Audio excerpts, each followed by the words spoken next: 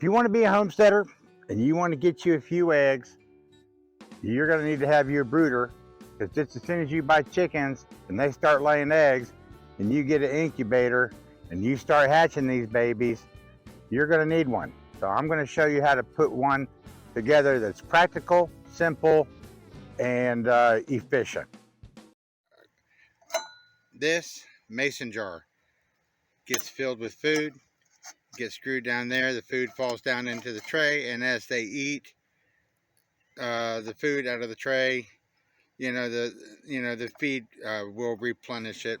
And you got your water jar filled with water screwed into this tray right here, and it'll drip and you can feed your little baby chickens. You got a tub, you got a light fixture, a 250 watt heat lamp. See the red bulb?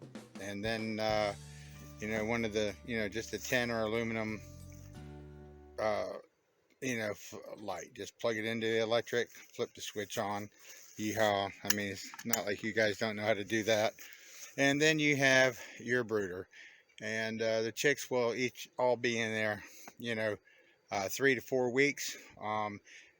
I usually wait until they're hopping up on the edge. Once they hop up on the edge, they've got their wings, they're ready to fly, they can hold warmth in, they can go outside, and they can get put in the pen.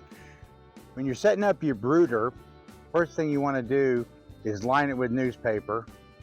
The newspaper is going to do all the moisture absorbing that you need it to do as water is getting spilled and chickens are taking care of their business. You might want to put a couple layers in, and it's going to help you later on when you go to clean, because all you have to do is actually take the newspaper, wrap it up around the hay, and then dispose of it. Yep. That, a little bit of hay.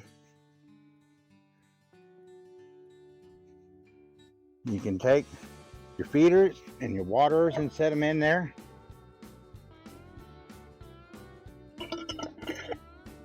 Set that in there.